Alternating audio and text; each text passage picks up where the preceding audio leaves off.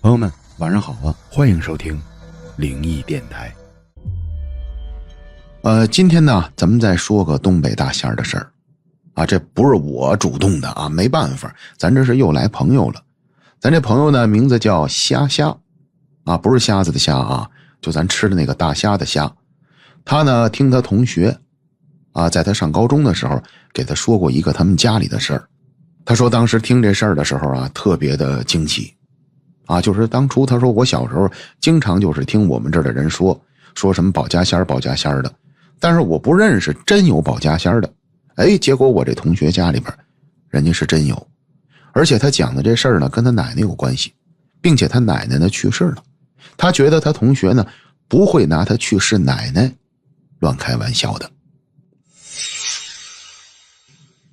那至于咱们瞎说的这事儿呢，那就是发生在他同学家好多年前了，搁现在得倒退15、16年了，或者20年前左右。当时呢同学的奶奶身体呢不是说太好了啊，当然岁数也大了啊，70好几岁了。尤其是有这么一回早晨，奶奶出去买早餐去，咔嚓给摔了一跤。摔完之后就打这儿开始，他说我奶奶就不行了。首先是这个头脑就感觉他迷迷糊糊的，有时候叫人叫错，而且说话呢以前特别清楚的个老太太，但是呢自从摔完这一跤之后呢，嘴里边说话开始打嘟噜。什么叫打嘟噜呢？就是不清楚，舌头绕不开弯，而且把同学的妈妈呢认成他自个儿闺女，把自个儿闺女呢认成同学的妈妈，整个是乱套的。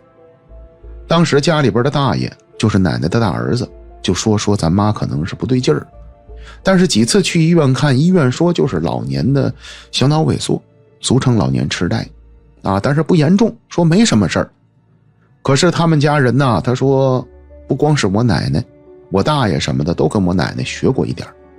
啊，他们都懂点这些东西。尤其是我大爷对我奶奶的这个病情的态度特别悲观，就是一直告诉家里的弟弟妹妹们，同时也包括同学他爸啊，同学他爸是他大爷的三弟，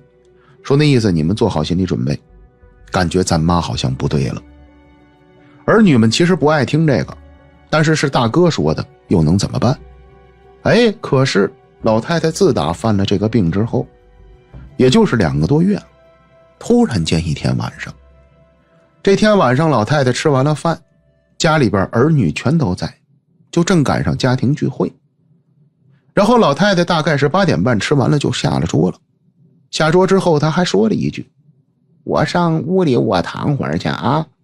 说完就走了。走完呢是同学的妈妈给老太太扶屋里边去的，她躺着就睡着了。睡着完了之后，剩下的儿女们就还在一块喝酒，是吧？他们是东北人，黑龙江这边的，而且一喝呢那就没完，很有可能一喝得喝到夜里去。但是大概到了10点半左右，大伙忽然间这边在桌上正喝着酒了，只见老太太换了身新衣裳，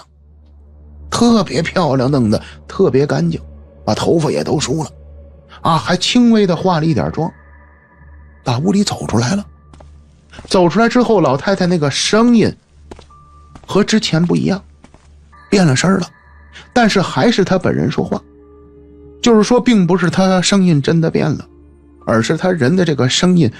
整个变得就是立体起来了，就有点像是我们专门干这种工作的人，声音稍微受过点训练。老太太出来说话变得特别端正，然后跟大伙说，行，今天赶上你们都在啊，跟你们正式说一声啊，前2天呢咱家老仙儿找我了，我呀快到时候了，但是我要是走了以后呢，别哭啊，也别难过，因为我以后还在咱家待着，只是你们瞧不见我。当时老太太话说到这儿，儿女们马上就害了怕了。而且呢家里边她有女儿啊，就是同学的姑姑什么的，当时就有小姑就哭出来了，妈你这干啥呀，这是啊，怪吓人的，咋了，别瞎说。可老太太一脸严肃，马上制止小姑，继续说，你听我说，我得嘱咐事儿啊，就是咱家那个谁呀，小彤彤啊，小彤彤这个考学可得努力学习啊，这孩子以后能高升，升到多高呢？弄不好能当了科学家。老太太所说的小彤彤是他们家二儿子的儿子，也就是说只有他们家的二儿子生了个儿子，剩下男性生的都是闺女。当然老太太可能有点重男轻女，她没交代别的女孩的事儿，包括咱同学的事儿也没交代，就专门交代了一句这个小彤彤。然后再接下来就说了好多家里的规矩，比如说他说他走以后这房子千万不能动，不能卖，你们要是非得卖这个房子，或者国家未来要是拆的话，千万得把仙堂迁走，就是咱们家这个老仙堂一定要迁走。然后还嘱咐了一大堆，还让大儿子拿笔记，这个迁仙堂时候到时怎么迁。而且老太太还说了什么呢？咱们家的保家仙姓氏名谁，来自何方啊？原来他们家的老仙呢是黄家仙啊，姓氏名谁这我不敢说，我就不说了。其实咱这个瞎给我写出来了啊，这我真不敢在节目里边乱说，说完人找不来麻烦了啊！而且还说了一下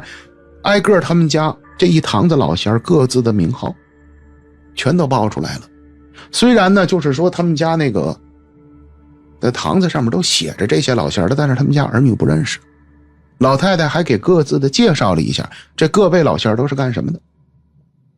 还有就是嘱咐大家伙以后逢年过节一定得给老太太包韭菜鸡蛋，里边还得带点虾仁的饺子。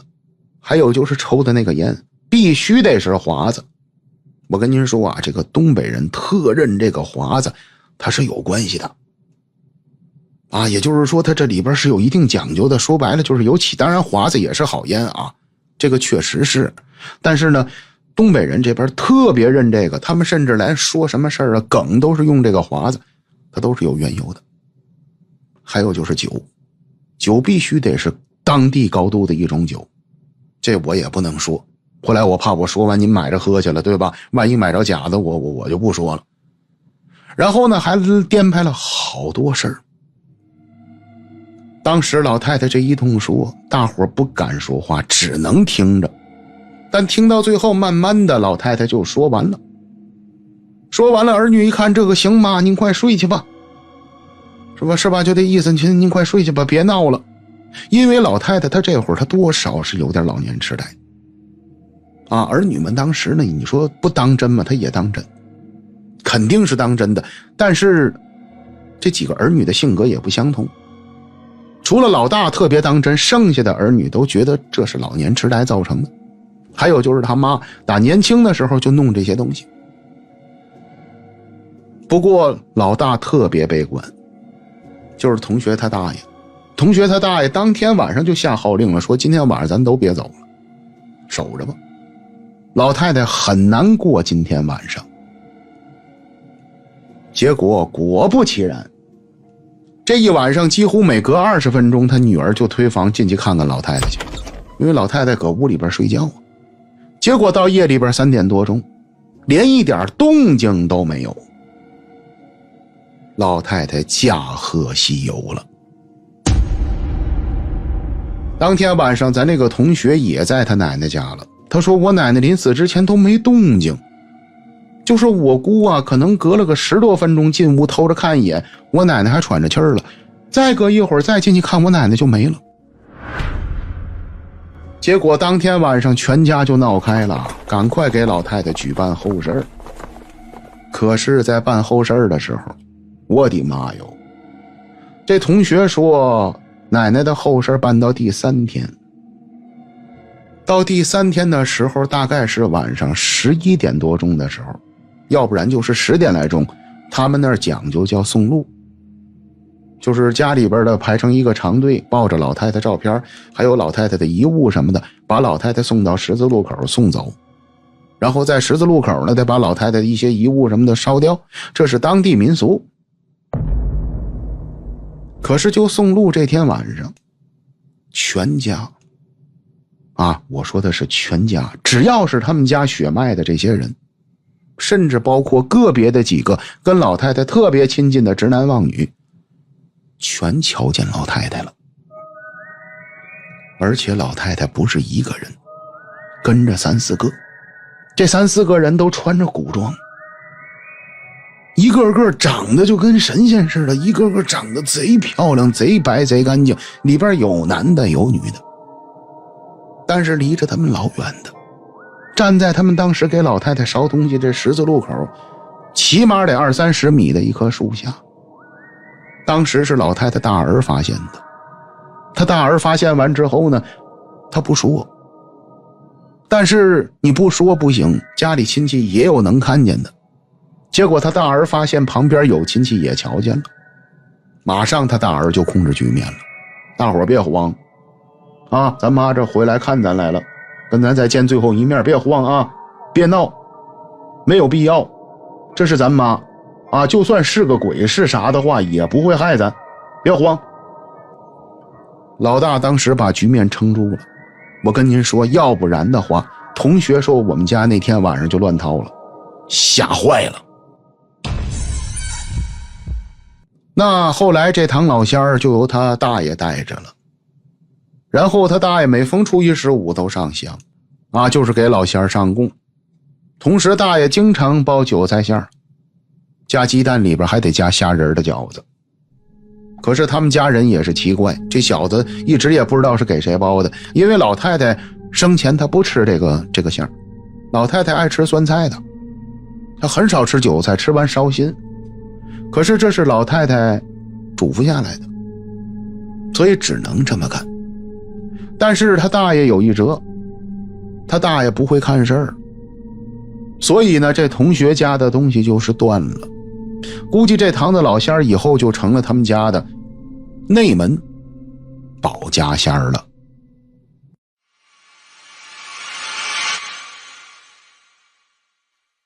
好了，朋友们啊，第一个故事咱说完了，欢迎继续收听灵异电台，精彩继续。今天呢，咱家来了个叫小叔的朋友啊，他是小书本的那个书，不是叔叔的叔啊，他挺年轻的，2001年的。然后他给咱说的事儿呢，他说是我网友给我讲的，跟我打游戏的一个网友啊，给我说的他舅舅的事儿。结果我讲这事儿的时候，他说是一天晚上我们俩玩游戏，玩那个王者荣耀，他拿手机呢跟我语音啊给我说的。不过呢，我看了一下小叔说的这东西啊，他这事儿其实挺虚无缥缈的啊，我提前得通知您，就是说他并没有说看见什么实事儿，但是这事儿不能琢磨，越琢磨越吓人。好啦，朋友们啊，马上我给您说小叔说的这件事儿。小叔认识的这个网友呢是四川的，这网友呢其实他个人没有什么特殊的，但是呢他有个大舅，他这个舅舅呢等于是他妈妈的大哥。然后在他呢10岁不到的时候，可能也就7、8岁时，他大舅给死了。而且死到什么地步呢？我跟您说啊，他大舅葬礼他妈不让去，不让他去。按说这个长辈出这种问题的话，家里边应该是带着他去的，而且他大舅生前挺疼他的，可是他妈不让去。至于为什么不让去呢？他说至今这事儿也不能说明白了，因为他的妈妈、姨还有别的舅舅，再加上外公外婆都不能提大舅的事儿，一提家里人就哭。所以说他说我也没法问，但是他所知道的大舅的死是非常惨的，说是把大舅烧的还剩一点点，那么也就是说他大舅是死于火难的。太具体的细节呢，他说他不知道，家里人不让提这事儿，就是关于大舅是怎么死的啊，家里不让说，但是大致他知道。他说大舅是开车，开单位的车，结果车给撞在什么树上了也不是，然后车给自燃了，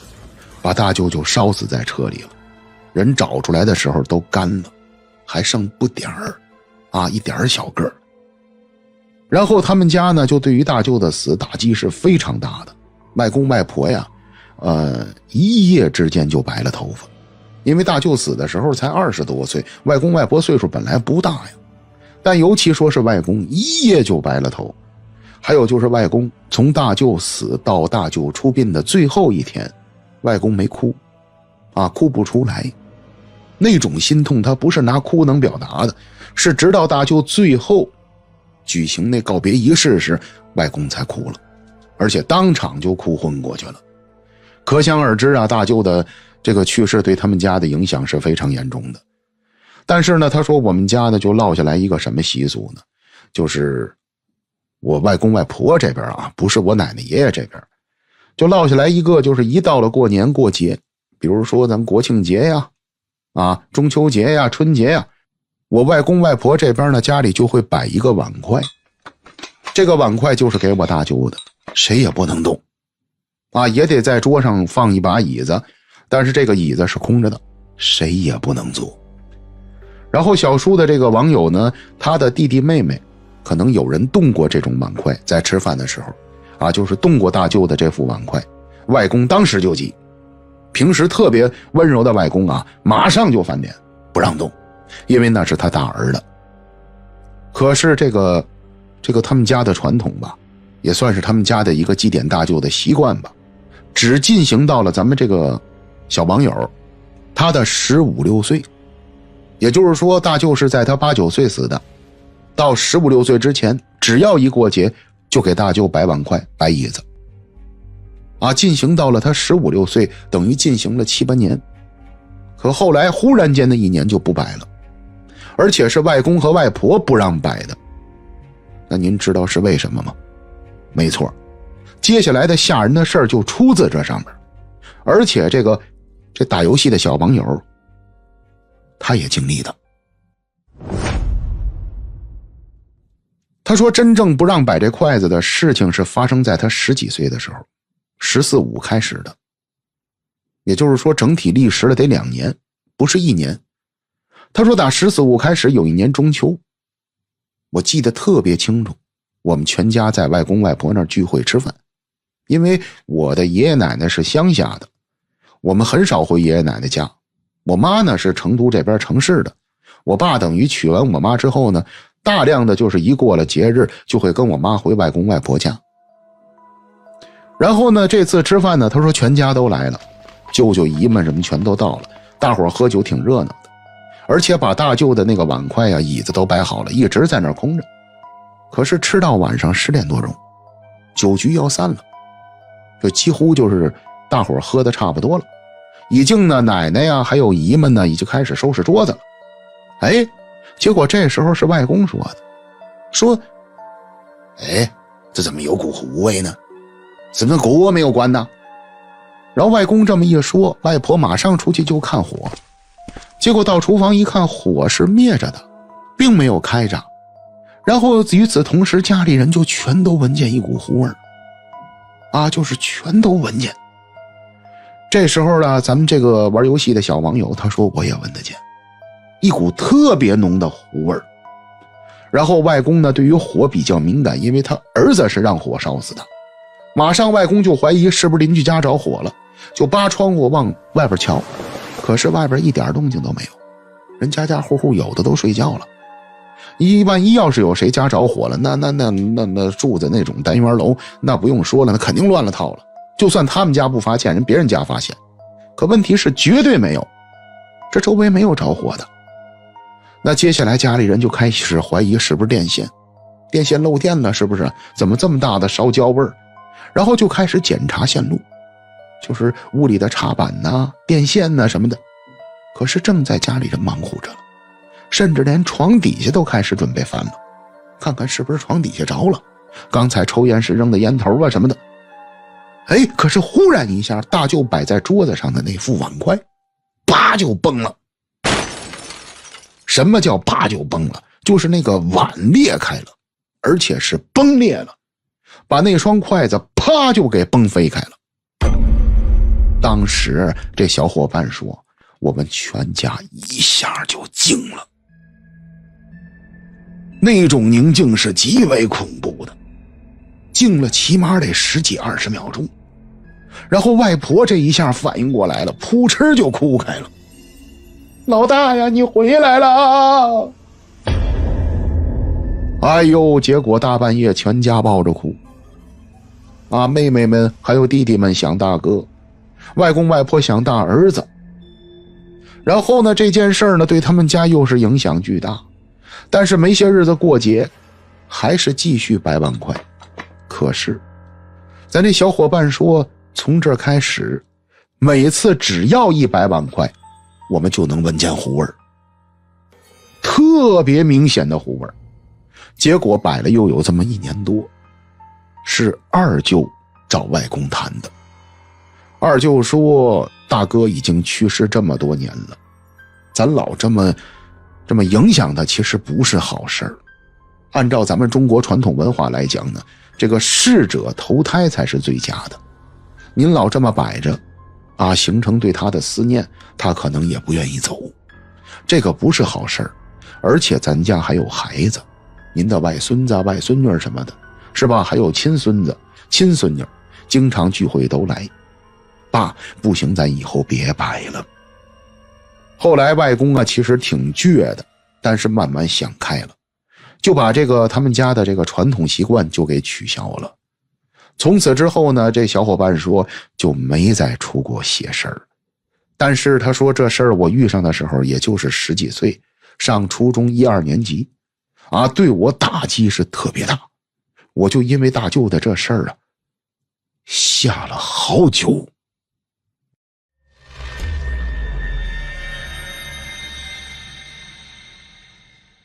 啊，行了，接下来马上给您说他第3个事儿。这第3个故事是咱家一个来自河北省的听友提供给咱们的。这小姐姐呢叫河北会蹦的炒米粉。那炒米粉今天给咱带来的故事呢，是前几年他当仓库管理员的时候遇到的一件事儿。这件事儿让炒米粉不但把工作辞了，并且啊到今天为止他都不知道自己到底遇到的是什么事儿。因为这事儿他不只是邪门，并且啊还特别的离奇。那咱接下来我就给您说他这故事。炒米粉的故事发生在好多年前，那会儿呢他刚步入社会，天天忙于找工作。一开始本来是想找自己呢和自己所学专业工作相关的这些工作种类的，但是找着找着发现自己所学的相关工作这个收入不是说太高，所以马上自己呢就扩大了视野，想看看有没有别的工作。结果找了半天，炒米粉在网上发现了一家公司正在招聘。招聘的这个工作呢是仓库管理员。虽然呢这管理员上班的工作地点稍微有点远，在城市近郊边上，但是当时人给出的这个条件待遇，上班时间也包括资薪，一下子就把咱们家炒米粉给吸引住了。炒米粉当时说，我就觉得他给的这价，这是管理员吗？这是骗子吧？一个仓库管理员在那个年代就能给到6、7千块钱，这有点骗人吧？而且我看样子什么都不用干，就是上这儿住着去，上这儿待着去，这有点太奇怪了。所以抱着这种想法，炒米粉就联系了对方公司。没想到对方特别热情，就叫炒米粉到那儿应聘去了。由于炒米粉的外形看起来比较高大俊朗，再加上又年轻，当时应聘的时候呢，人家对方老板就特别愿意把他留下来，并且啊当面还跟炒米粉说，哎兄弟，你要是能留下好好干，你这又年轻，我仓库那边看的都是洋酒红酒什么的，没什么危险性的，你要说能留下来，咱们常年的这么做下去啊，后边工资咱还能商量。说这炒米粉一听还有这事儿，太好了，这以后看来还有发展，弄不好还弄个总库管员当当。行啊，所以当场就答应这老板了。结果啊，当天下午两方就签订了合约，并且啊，当时都约定好了，3天以后炒米粉就要去上班了。但是本来以为这工作没什么的炒米粉，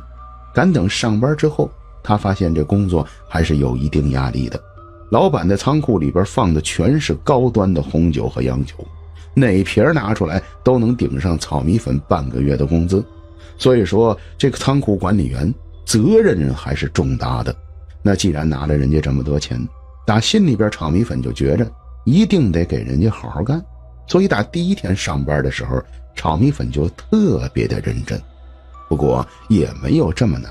因为仓库挺大的，管理员有2位，每天晚上倒不是说他自己一个人在那儿盯着，所以说有个陪伴的，并且呢也岁数不太大，俩人没几天聊得还挺来，所以除了工作稍微地点远点以外，炒米粉特喜欢这个工作，后边开开心心的就正式进入到工作状态中了。但是这快乐的日子没过了些天，上班也就是10多天，突然间这天炒米粉是晚上可能7点多钟到的单位，他是8点钟上班。到了单位之后，他发现跟他要好同班的那个同事已经到了，所以在门口还没进去的时候，他就朝里边喊：王泽到了，我来了啊。可是他这一喊，只见他这同事王泽从里边就匆匆忙忙的跑出来：哎，你可来了，我操，出事了，你快进来。炒米粉一听这个，马上跟着这同事就进了仓库，结果被这同事带着就到了仓库的中间的位置，然后拿手指着一箱子酒，告诉炒米粉说：哥们儿，你打开看一下。炒米粉马上伸手把箱子就撩开，结果这一撩，我的妈呀，这里边明显少了2瓶酒，而且这是特别贵的红酒，并且这箱子也很明显被人动过，所以马上炒米粉就问他这同事：哎，谁动酒了？怎么少2瓶？同事听完2个眼珠子瞪得特圆，回答炒米粉：我也不知道啊，昨天一直到现在就没人来拿过货，仓库一直锁着，晚上守完了咱俩走了之后一直这么放着，没有人进来过，我刚才开门的时候锁头也没有人动过，全是没问题的，上面窗子都是关着的，这怎么回事？炒米粉一听完马上回答：坏了，看来丢东西了，这可麻烦了，这酒还是特别贵的，要不咱俩调监控去吧。然后说完，炒米粉跟着同事马上俩人就回了办公室，到办公室赶快调监控看看到底谁拿的这2瓶酒。可是接下来这监控调出来之后，这哥俩坐在监控的面前看傻了。这调监控的一开始真没调出什么东西，因为他们调的是自己没在仓库，就是打早晨起来8点多下班锁上仓库门之后，一直这一白天这监控的内容他们没看到什么东西，也就是说什么事都没发生过。但是俩人正在费解中了，他这同事就说：要不咱把昨天晚上咱们守着这儿的监控调出来看看，昨天晚上咱俩说实话还真没注意仓库里边的东西。然后炒米粉马上就把昨天晚上俩人在这上班时的监控给调出来了，结果他们这一调坏了，只见这监控播放到夜里边2点半左右，他们仓库里浩浩荡荡的走进来一大堆人，这人得有10多个，有老婆，有老头，有小孩，有年轻的，有岁数小的，有岁数大的，10好几个人身上穿的古古怪怪，花花绿绿，从监控的镜头中就这么出现在仓库里了。而且这10几个人是分散的进来的，进到他们仓库之后开始四处乱扒乱看，然后扒了有这么一会儿，其中的一个老太太打仓库左脚的位置一个货架子后边，当时监控是照不到她的，但是能看见她打后边拿出了2瓶酒来，这2瓶酒正是丢的那2瓶。可是这老太太并没有把这2瓶酒拿走，而是把好几个人叫过来，围成一个小圈，在那儿絮絮叨叨的说这2瓶酒。结果说着说着，其中一个个子较小的年轻男人把这酒抢过来，一下给打开了。打开完了之后，就在这一刻，监控从左边又走过来2个人。这2个人可是重点，一下子把咱那个炒米粉和他同事吓疯了。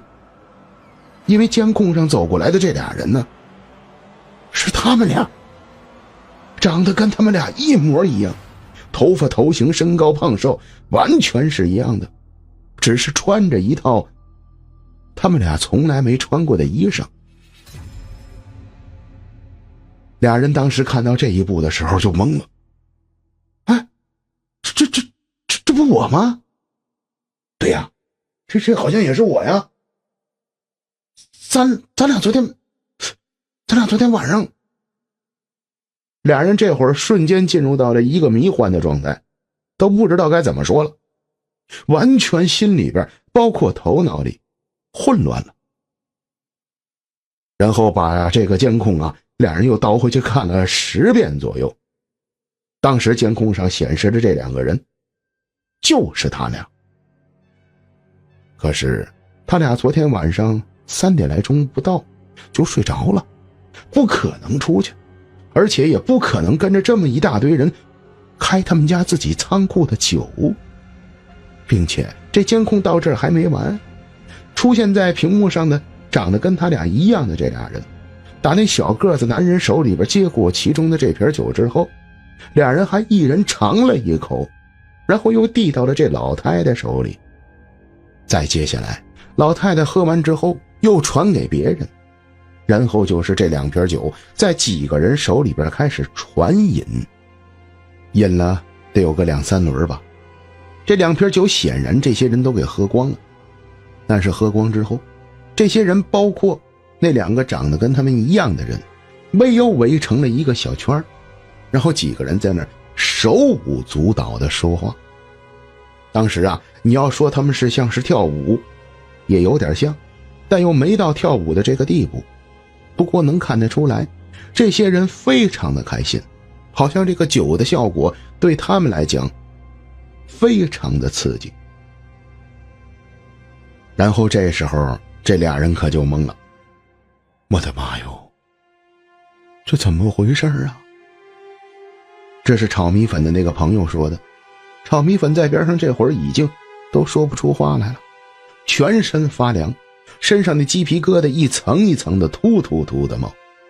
可能憋了得有好几10秒钟，才跟这同事说，哥们儿，咱们这儿不会闹鬼吧？你不觉着咱们这工资待遇都不对劲儿吗？你说咱俩是不是找了一个这种工作呀？这由于这哥们儿比炒米粉多来这上了20多天班，马上就回答炒米粉说，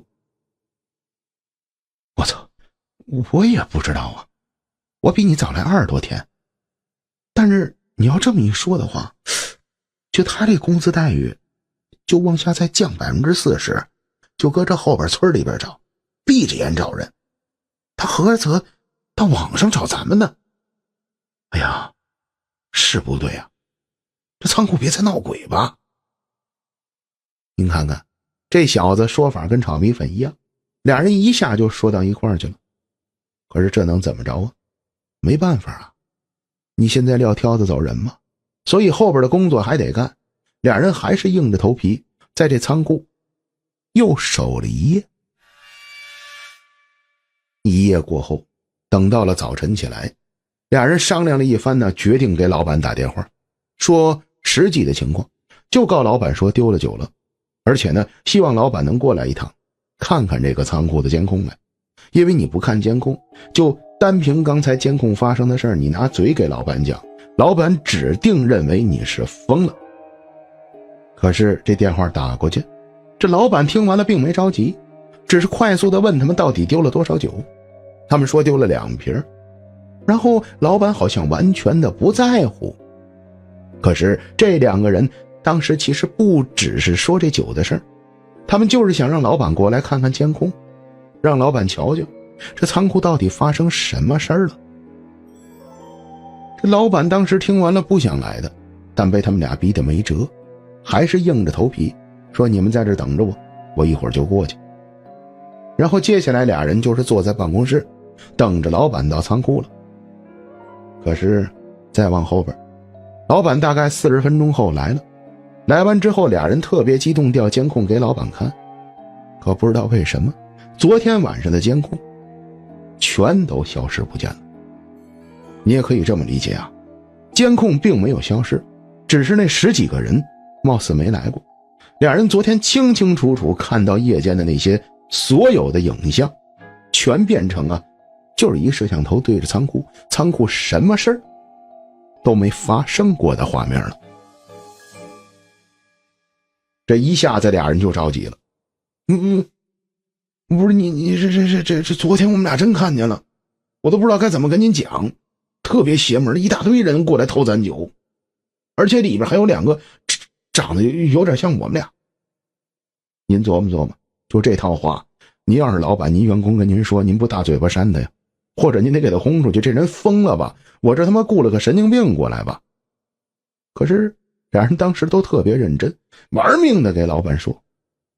结果老板一听这个，行了，你们俩先别说了，你带我看看去，哪2瓶酒丢了，咱看看去。然后俩人一琢磨，是啊，先带老板看看酒去吧。结果就带着老板去了。可是到了那之后，俩人连找昨天那开过的箱子都找不着。当时就感觉这货架上貌似就没有任何东西动过一样。结果后边翻腾了可能得20分钟，也没找到哪箱酒是被打开的，等于昨天丢的那2瓶酒貌似又让人给还回来了，并且不但还回来，还把箱子又原封不动的给封上了。那么事情到这一步的时候，合着等于就是前边咱们讲的那些故事根本就像是没发生过。不过这是站在他老板的角度，他老板认为这员工俩人神经病，胡说八道。但是站在他们俩，他俩可就更费解了。这他妈怎么回事？这到底是发生什么了？我们昨天看了一场电影吗？这一切好像都没发生过呀。您看见了吗？这是当时炒米粉真正的状态。回到家他也这样，当天完了事到家之后跟他爸妈也是不停的絮叨。爸妈，我出怪事了，我盯那仓库昨天丢2瓶酒，然后有人扮演成我们，还有一大堆人过来偷着喝，喝完之后转天监控没了。结果自己都不知道怎么给爸妈讲清楚，你想他爸妈能信他吗？然后又试着给同学朋友说，谁信呢？自己给自己都绕吧里边说乱的，也就我这嘴能把这故事说清楚，换别人这故事就瞎了。那更何况不是专业讲故事炒米粉，他说不清楚。所以炒米粉有一阵儿跟自己天天较上劲了。我都不知道用语言怎么该跟您形容，这孩子等于天天就研究这件事儿，也包括他那个同事，俩人天天就叨磨这件事儿。可是人为财死，鸟为食亡，那工资待遇给的太高了，俩人不舍得放弃，就这么着在这个仓库后边又坚持干了有半年。但是在这半年中时不时的还是发生怪事。到了后边，炒米粉实在精神上顶不住了，还是把这工作给辞了。不过这件事炒米粉讲给过身边所有的朋友，所有的亲戚，没有一个人信他，也没有一个人理解他的。然后再接下来就是前些日子了，炒米粉无意中听到了咱们家的节目，我自己鼓了半天的勇气，才把这故事分享给咱们的。好了，朋友们，故事说完了。这故事是个谜团谁要是对内容里边有什么看法想法，或者您能给解释一下，就是那些人是谁，还有那2个长得跟他们一模一样的人是谁，您别忘了在下方留言。好了，朋友们欢迎继续收听灵异电台，精彩继续。今天啊，咱家来了个在泰国上班的小姐姐，这小姐姐呢叫 Yancy， 然后她呢在太行上班，当然具体是哪家太行咱不能说。她呢是空乘人员，就是咱们俗称的空中小姐。但是她是在泰国工作啊，我再说一遍，我是怕大家伙有误会，她不是在中国的航空公司，所以咱今天讲的事儿呢是泰国的事儿。不过呢 Yancy 小姐姐也说了，她说这是好多年前的事儿了，按说这种事儿是绝不能外说的啊，我们航空公司是保密的，但是呢时间太久了，现在已经可以说了。那好了朋友们啊，马上我就跟您说，咱们这个太行的空姐小姐姐到底给咱说什么事儿了。Yancy 说的这个事儿呢发生在10来年前。他说10来年前呢，我们当时工作的这个算是我们机组吧，有一个长得特别漂亮的这么个空中小姐，就是我同事。当然了，空中小姐都漂亮啊，这个大伙是都知道的，尤其泰国那边的空姐啊，选拔的非常的严格。但是她呢，她说是相对更漂亮的那种，就比较出众。打她加入到了我们这个班组来之后呢，我们班组就有好多男的盯着她啊，因为有空少啊，而且还有机长啊、副机长啊什么的，甚至还有一些地勤工作人员呢，反正都盯着她。但是这个女孩呢，她还真不是那种啊，就是瞎来的那种女的，挺规矩的，跟谁都客客气气的，但是都保持着一定的距离。也就是说，我们一开始从表面上看着她没什么问题，可是就刚入我们组，有这么2、3个月左右，在我们飞往啊一次，这个地儿咱就不说了吧，反正飞往国外的这么一次航班啊，反正也不是飞咱们中国。就在这次航班中，晚上呢我们都是住在酒店的，就是飞到这个地儿啊给我们安排好的酒店。刚巧他呢跟我们就住在隔壁间，结果跟他住在一个房间的另外的一名空姐大半夜的说他跑出去了。当然了，这些事儿在我们这个环境圈子里边是不能这么乱说的，是吧？你乱说人家一个女的又是空姐晚上跑出去了，这不合适，你说她干什么去了，是不是？但是她的确是出去了，好像是10点多钟吧，他以为跟他一块同屋住的那个女孩睡着了，他就走了，走完之后12点回来的。结果就在与此同时，我们的副机长也被人发现半夜出去了一趟，也是被我们的同事瞧见了。所以从那儿开始就开始传，我们这副机长好像和这个姑娘俩人在私通。但问题是这姑娘是单身未婚，可副机长已经结婚好多年了，所以这种消息一旦传出去是非常不好的，尤其是这航空工作人员是绝不能让乱传这个东西的。但是这消息一传开之后，按说副机长是有权利的，他肯定得站出来闹，对吧？你们谁给我乱说的，是不是？可是他从来不说，他避开这个话题，所以这会儿大家基本上就确定了，俩人可能是真有关系。但是你说俩人真有没有关系，谁也没瞧见，不能确定，因为也没有人抓着2个人的现行。结果就这种状态持续了得2个多月，后来慢慢的大伙就心照不宣了。当然了，这2个人也是经过2个月之后也是越来越公开啊，因为估计也是露馅的地儿露的越来越多，大伙就几乎确定了，就是这俩人绝对是有事儿。可忽然间一天下午，这天下午呢 Yancy 他们飞回了泰国，整个全组都飞回去了。回去之后他们在自己的航站楼里边有他们的休息室什么的，然后这个长得漂亮的这个小女孩呢，她就出去上厕所，谁也不是干什么去，结果她就接电话，不知道是谁给她打来的电话。接电话的时候呢，她就跑到了这个航站楼的一个眺望台那边接去，可能那边比较安静，而且是能够打开门走到阳台上的，但是很高啊，这阳台离地面保守说可能得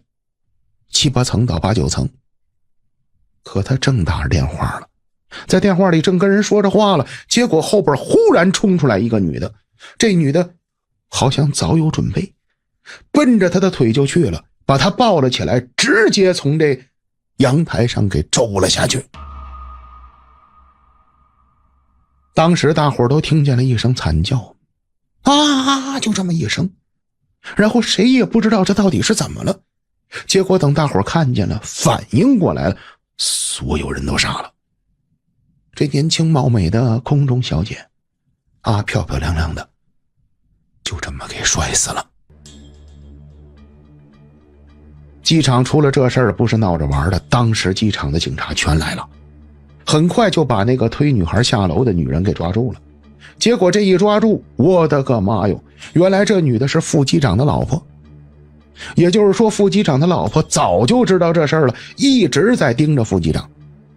但是他老婆几次跟副机长谈，发现副机长根本没有悔改之意，把这女的可能是逼到了极限。结果有一天终于要对这空姐下手了。实际上啊，他在航站楼这边已经盯了这个年轻的空姐几次了。有一次差点下了手，大概是在20多天前。但是他说当时没下去手，旁边可能是有人捣乱，有人影响了他。但是这天下午，这个空姐也不知道是怎么了，怎么就打着电话跑到天台上去了。结果他一看这是老天爷给的他机会，所以下手就报仇了。后来这个机长被停职了好长时间，但是每个国家和每个国家不一样，这事儿要在咱中国完了，这机长死定了，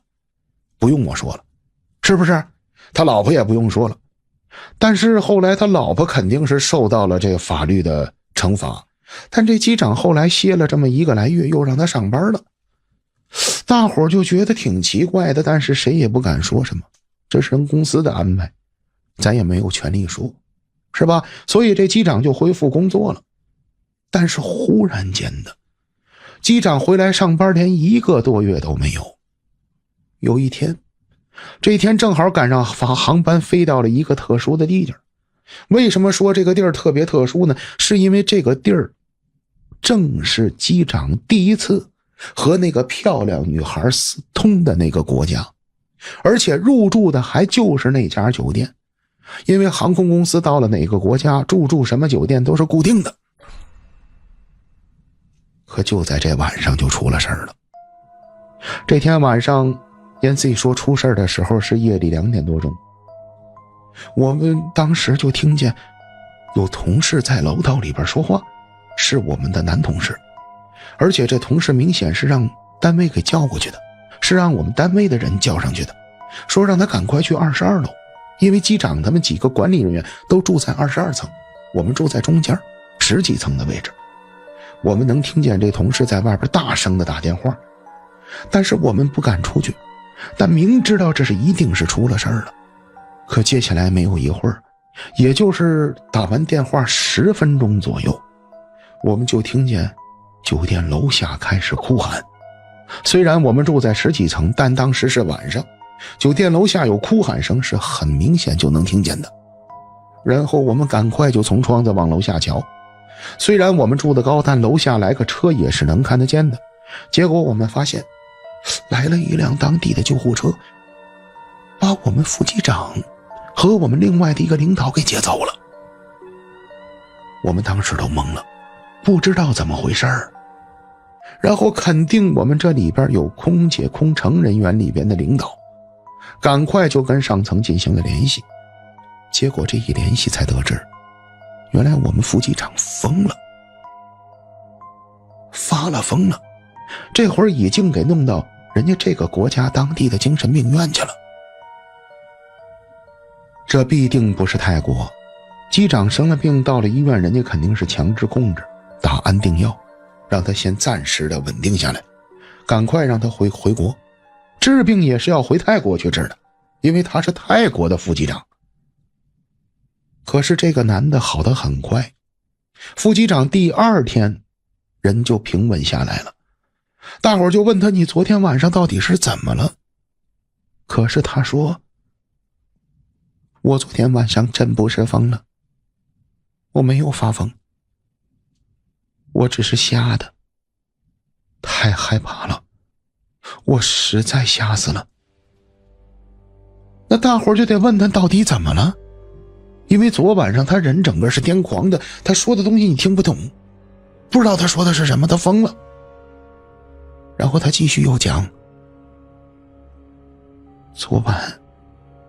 我睡着觉，有人敲我门，我以为是酒店的人了，我就起身走到了门口，我问我说是谁呀？可是你知道是谁敲我门吗？是他找我来了，他问我还爱不爱他。然后我当时吓得都不行了，我说你走吧，你走吧，你不都已经死了吗？但是他就疯了，他在门口玩命的砸我的门，所以我才崩溃的。实际上这副机长昨晚呢就是精神属于急性的精神病，崩溃了，几针药下去把情绪控制住了。但是人家当时本国的医院也说了，说这就是惊吓导致的。可是他们之间的语言没有相通，因为他讲泰语的，虽说也会英语，但用英语给人表述这种事儿，那得多高的英语水平啊！所以两方无法沟通。结果人家这边建议赶快把他送回泰国，可回到泰国就不行了。本来在这个国家机长看样子像是恢复回来了，但是延禧说他回到泰国人就又疯了，所以后来这机长就没再来上过班，就辞职了。但是因为这件事闹得非常严重，第一是机场本身死了人了，而且是凶杀案，第二又封了一个副机长，所以因为这个事儿我们开了大会，在当时那个年代说谁也不让说出去，但是我保证应该不是我们说的，但是我还是在网上看过类似的事儿，早就有人把它给公开了。可是事情啊没有我说的这么详细，因为这必定是我们组当时出的事儿。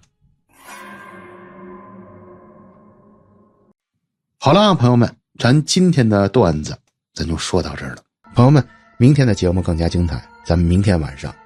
再见。